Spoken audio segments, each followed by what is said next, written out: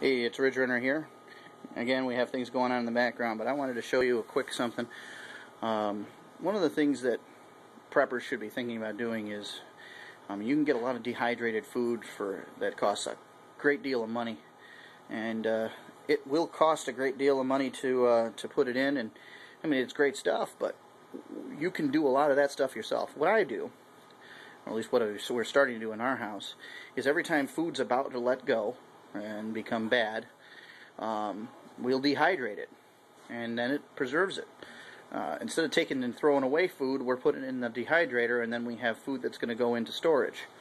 Let's take a look what's going on here. This is a Snack Master food dehydrator, and I got lemons on the top. And now I'll tell you, citrus is not something you're supposed to really dehydrate to a great extent, but we're using it to make Christmas decorations, and you can also make lemon tea. Under that, we have apples, which are delicious dehydrated. Here they are. And this is the second batch of those. And that tastes real good. And of course on the bottom, we got some chicken. This is about to go, so we're running the chicken and making it all tasty.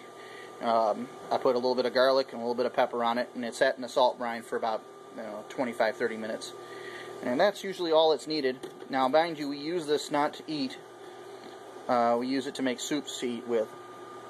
And I've read, although I've never thought it necessary, I have read that maybe it's best that you cook it before you dehydrate it if you're making it for jerky.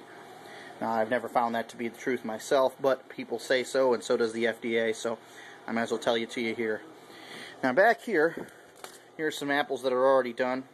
The most important thing to do is to put them in the Ziploc bags. These have yet to be marked, but make sure you mark the date on when you made them, so that you have an idea of how old these things are. When it comes to vegetables, they last a long time. The meat, you've got to store it in some other way. I'll break it down there. Here's some squash. Now I'm thinking that we can use this in some soups, to bulk up some soups or whatever. Either way, they're pretty good, tasty stuff. A little bit about food dehydrators. Food dehydrators are kind of a funky thing. The ones you want are like this one here. If you see, it's got the hole in the top and you can hear it.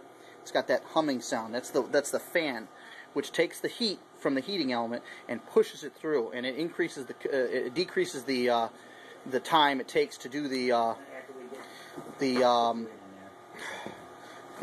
decreases the time it takes to do your dehydrating, and it actually makes it a safer product. Those are the better options to get. If you're going to get a dehydrator, you really want one with the fan in it. If you get one that has no fan in it, you can modify it, and I may do a video on that because I got a couple of them, so that it does have a fan in it. But if you're out there looking and you don't have one already, just look for one that already has the fan in it. Now I got this number at I got this at a garage sale, I believe, or Salvation Army, someplace like that. They usually sell for around $30 with the fan, so that's a really good deal. The best thing you can do when you're done with these things, put them right into Ziploc bags. So other than that, I'd say that's what you want to know about these things for now. We're going to do a whole food. Yeah, I'm going to cut this part out. We're going to do a whole thing on preparing food for storage at a later date. But I thought I'd show you this right now so you have an idea of where it's coming from.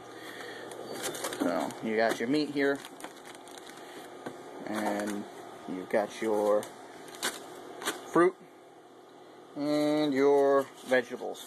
You can do just about any vegetables you want like this, but make sure you keep them stored. You keep them stored real quick. As soon as you get them out, get them into these things here. You can put them in the freezer afterwards, which actually extends their life even further. Well, anyway, this is the Ridge Runner signing off.